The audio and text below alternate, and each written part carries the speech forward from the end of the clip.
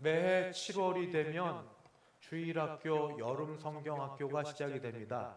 어릴 때 주일학교를 다녔던 저와 아마 비슷한 여러분들도 동일한 기억이 있을 터인데, 여름 성경학교 때 빼놓을 수 없는 재미난 이야기들이 많지만 그 중에 가장 손꼽을 만한 것이면 다윗과 골리앗의 전투가 아닐까 생각합니다.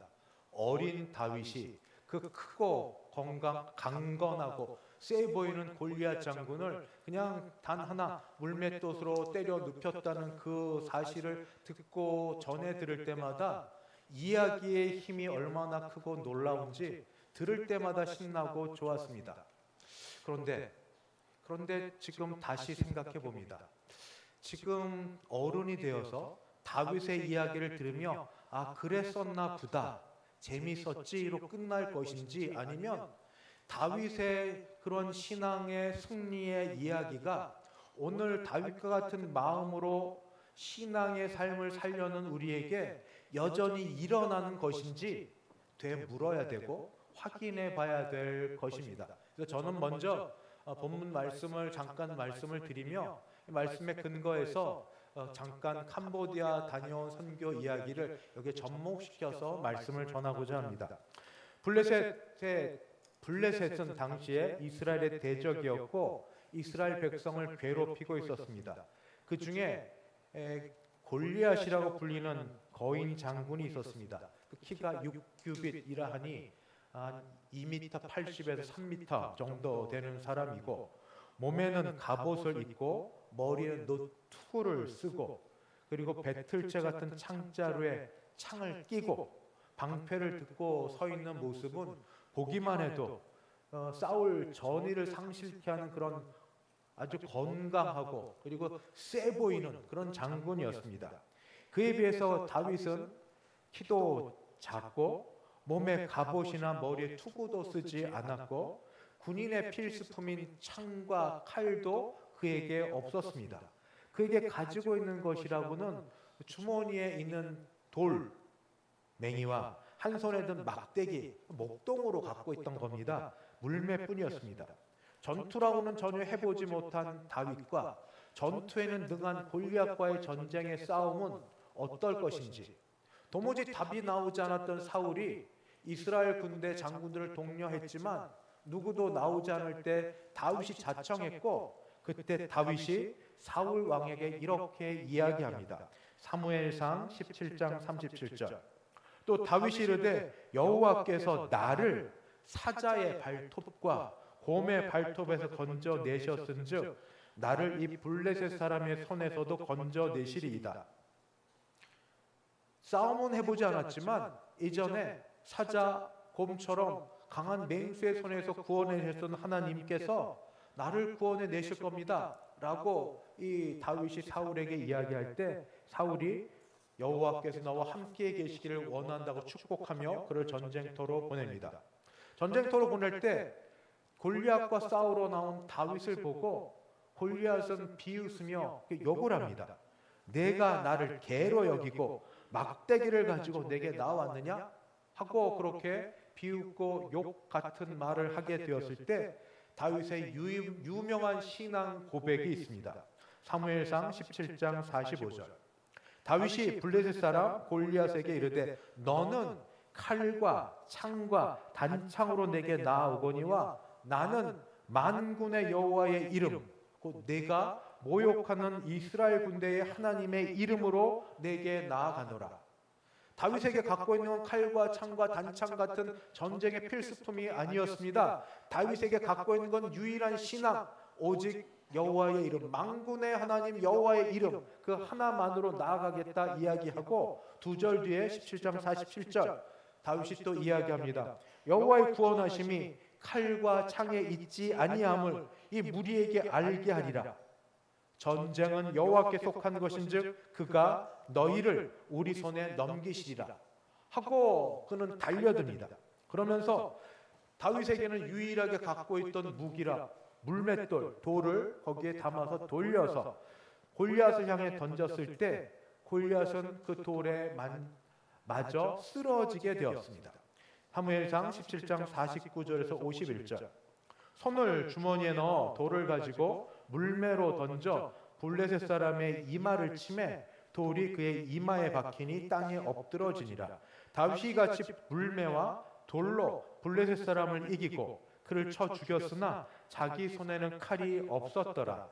다윗이 달려가서 블레셋 사람을 밟고 그의 칼을 그의 칼집에서 빼내어 그 칼로 그를 죽이고 그의 머리를 베니 블레셋 사람들이 자기 용사의 죽음을 보고 도망하는지라.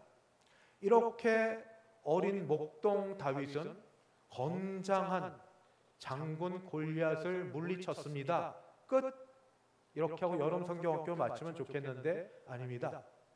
이 말씀이 오늘 이 더위 가운데서 이 예배당에 오신 여러분, 몸이 불편하고 힘들고 어려운 가운데 오신 우리들에게 여전히 유효한 말씀인가?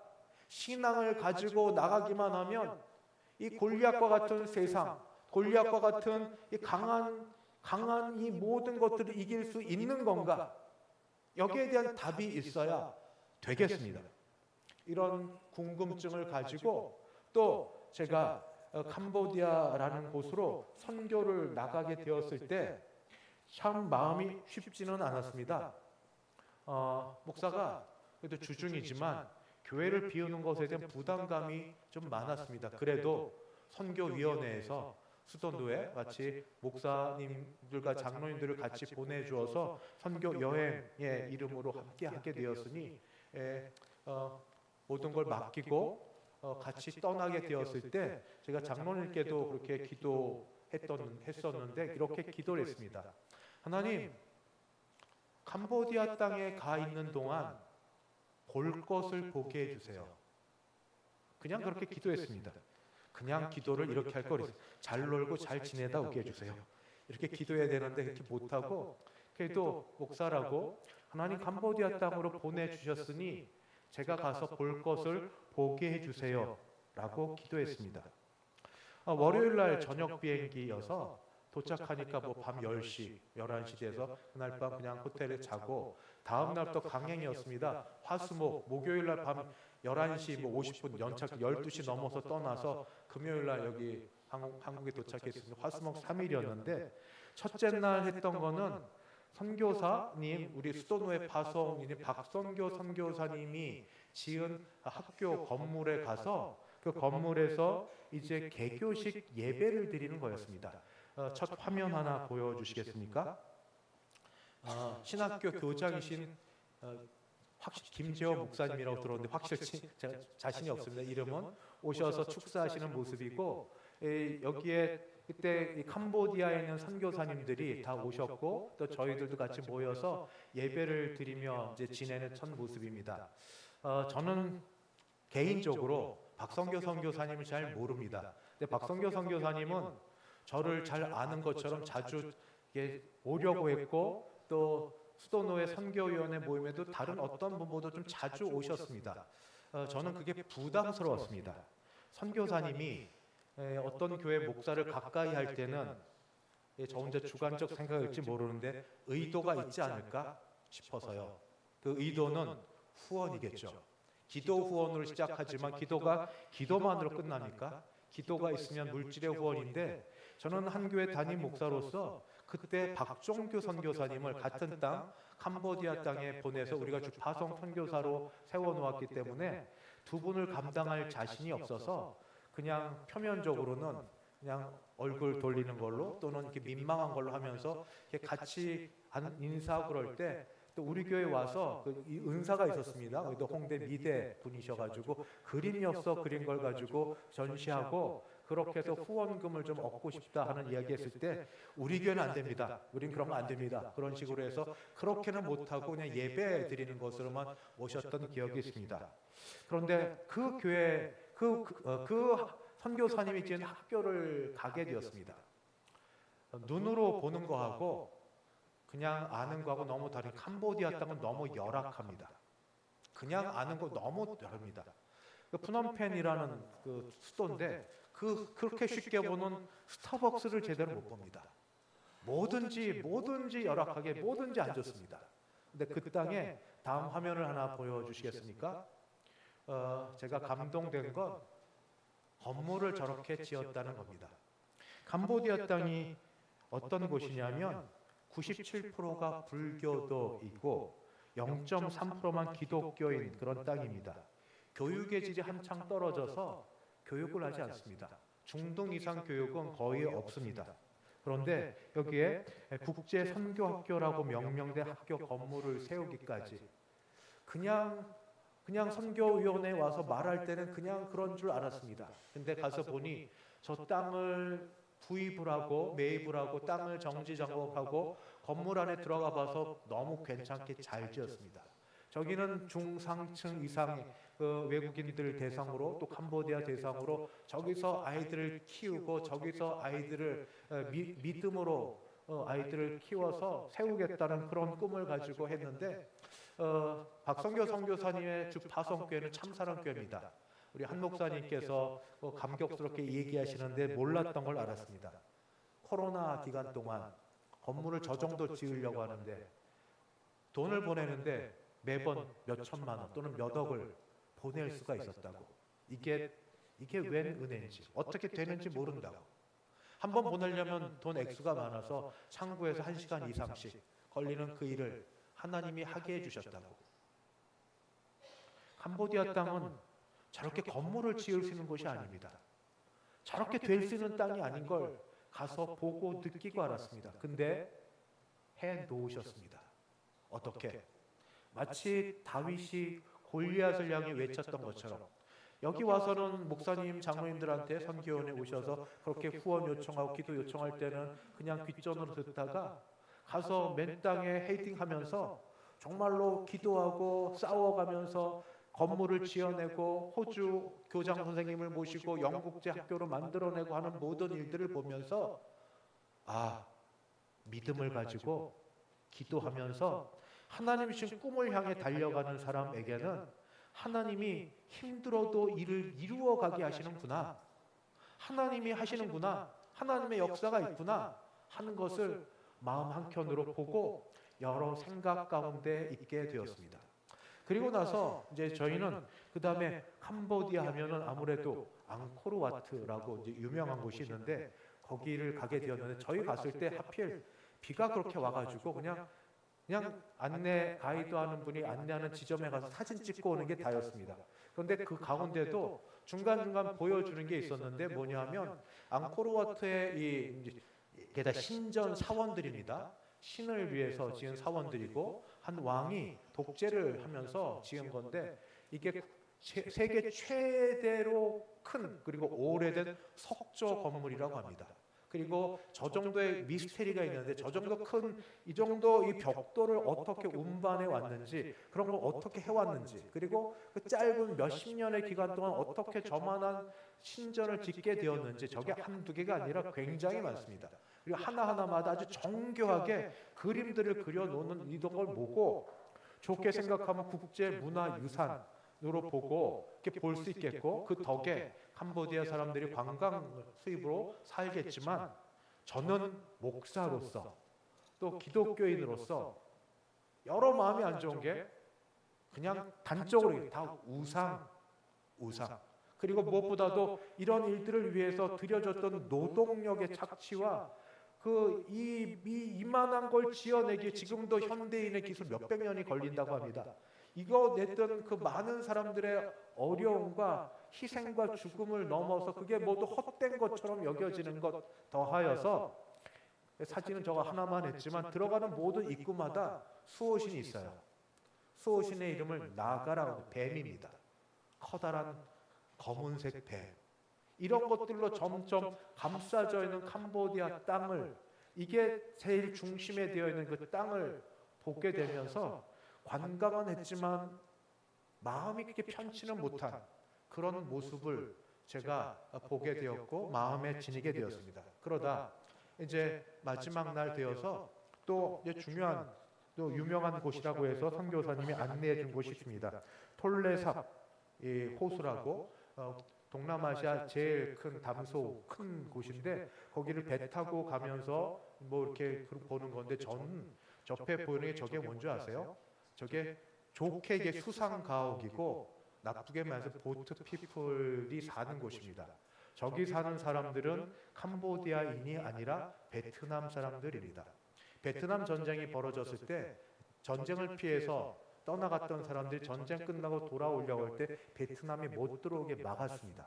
그래서 전부 흩어진 사람들이 전부 여기저기 가는데 각 곳에서 받아준 것도 있지만 받아주지 않는 곳이 캄보디아 땅입니다. 이들은 그래서 지금 밑에 보면 물통이 있는데 16개가 되면 물통을 기반해서 떠 있고 뗏목 비슷하게 저렇게 집을 짓고 삽니다. 이들은 땅 밖으로 못 나갑니다. 불법입니다. 이들이 땅 밖에 나가려면 아플 때만 나갑니다. 아파서 병원 갈 때 외에는 평생을 저기서 먹고 자고 살아야 됩니다. 저렇게 비라도 오면 흘러갔다 되돌아오고, 저기에 우리 한국 교회 몇몇 교회에서 후원하는 그런 교회에서 지금 물이 워낙 황토물이 좋지 못해서 지내는 게 있지만 이런 물을 먹고 사는 그런 모습들, 관광하러 갔는데 관광이 아니라 양옆에 짧게 동영상이 있는데 하나 좀 틀어주시겠습니까? 한 15초 정도. 양옆에 이렇게 저렇게 다 집들이 있는 겁니다. 보이는 게 다 저런 겁니다.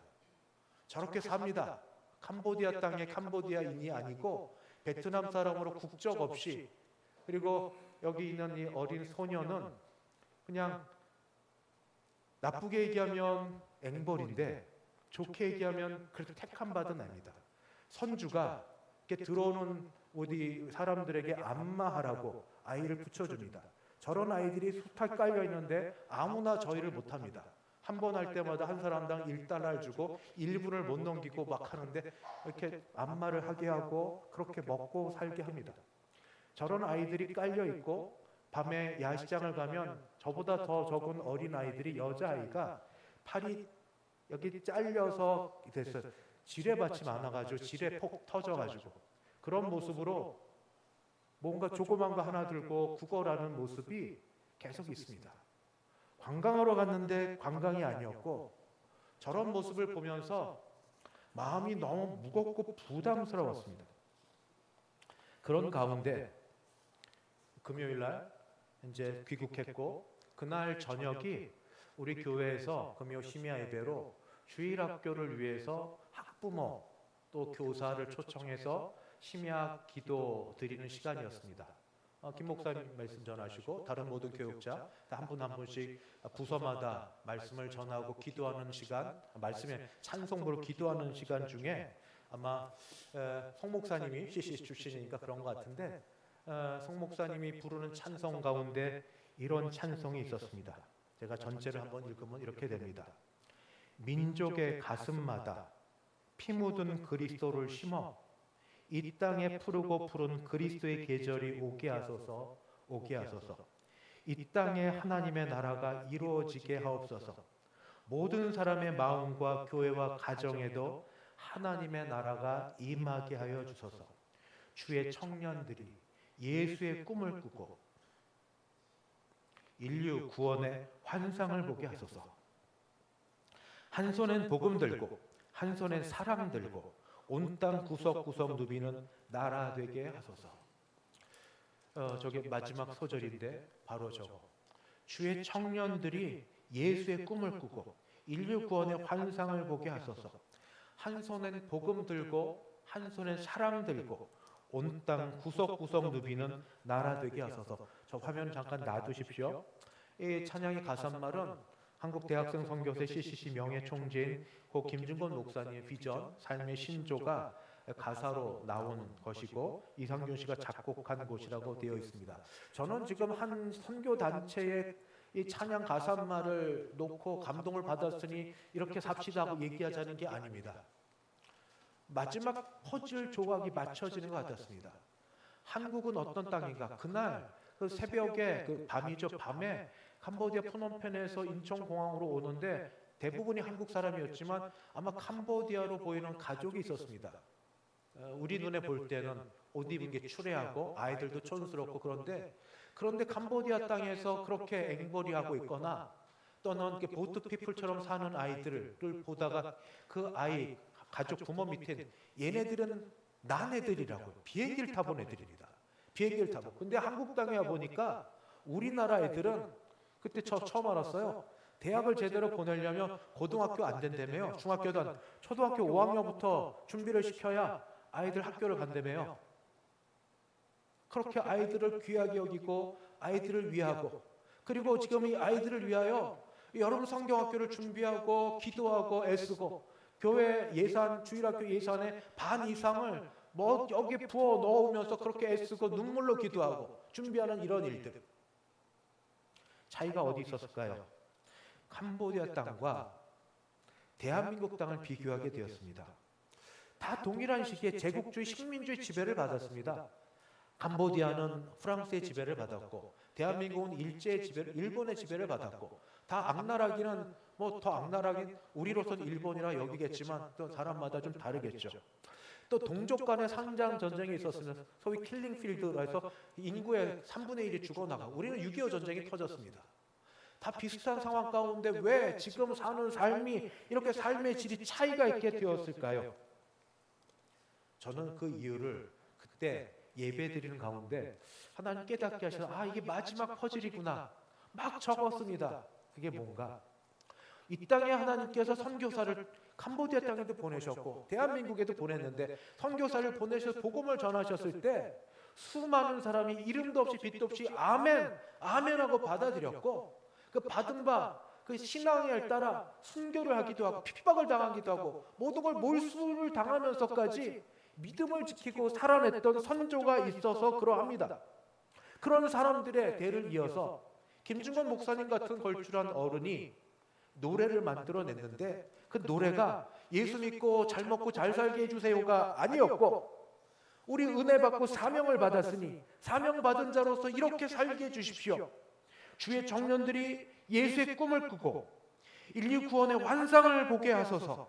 한 손은 복음 들고 한 손에 사랑 들고 온 땅 구석구석 누비는 나라 되게 하소서라고 이런 노래를 만들었고, 노래를 불렀고, 듣고 부르고, 이게 얼마나 큰 줄 아십니까? 이 노래를 부르는 청년들이 가슴이 뜨거워져서 그때 일어나 선교사로, 평신도 선교사로 또는 목회자로 각각 자리에서 지금 봉사하고 수고하고 있는 이런 분들이 각 처소에 있어서 우리 대한민국이 지금 캄보디아와 감히 비교해 볼 때 이만한 나라가 되지 않았는가.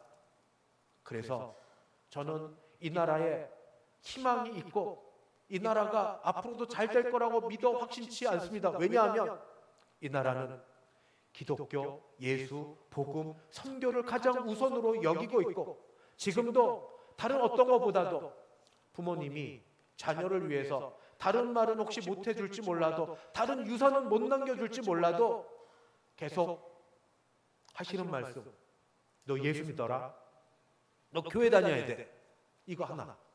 마지막 돌아가시면서까지 하시는 말씀, 예수 믿어, 교회 다녀. 이게 우리의 신앙의 대를 이어가는 모토가 되고, 이게 무엇이든지 되는 이 땅이 되었다면 그것을 듣고 이어받았던 우리 세대, 그리고 다음 세대가 예수 믿어 개인적으로 잘 먹고 잘 살아 형통하여 잘 되는 걸 넘어서서 우리를 이만큼 예수 믿어 복받은 나라 되게 하신 목적이 무엇입니까? 어떻게 살게 하십니까? 여전히 세상은 어렵고 힘듭니다. 그러나 이렇게 은혜를 받았던 한 선교사님은 캄보디아 땅에 가서 허허벌판에 건축을 해서 이렇게 비전 학교를 세우는 일이 있었던 것처럼, 지금 우리도 다윗처럼 나에게 칼과 창과 단창처럼 전쟁에 필요한 물품은 없을지라도 내게 있는 것 하나가 있는데, 만군의 여호와의 이름으로, 만군의 여호와의 이름으로 내가 나가 싸울 때 주께서 이전에 함께 하셨던 것처럼 나에게도 함께 하실 줄 믿습니다. 여러분 기도하십시다. 그리고 여전히 젊은 시절에 가셨던 꿈을 다시 부릴 듯 주 앞에 올려드립시다. 한 손엔 복음 들고 한 손에 사랑 들고, 이것 때문에 강전사님 우느라고 기도를 못했어요. 그렇게 기도하고 주 앞에 나아갈 때에 이 믿음이 부모대에서, 자녀대 어린아이들이 모르겠습니까? 압니다. 어린이들이 압니다. 다른 어떤 것보다도 믿음으로 신앙으로 자라서 대를 이어 이 아이들이 우리보다 더 예수를 잘 믿고 우리보다 주의 손에 더 잘 들려쓰고 이 아이들은 언어도 잘 됩니다. 이 아이들은 더 똑똑합니다. 이 아이들은 더 잘 쓰임받을 수 있습니다. 다윗에게 주셨던 물맷돌이 이들 손에 들려져서 하나님 손에 귀하게 쓰임받아 우리 교회가 이태원에서 이 서울에서 또 이 한국에서 하나님의 손에 끝까지 쓰임받아 사용되는 복되고 아름다운 교회 되게 하실 줄 믿고 축복합니다. 기도하겠습니다.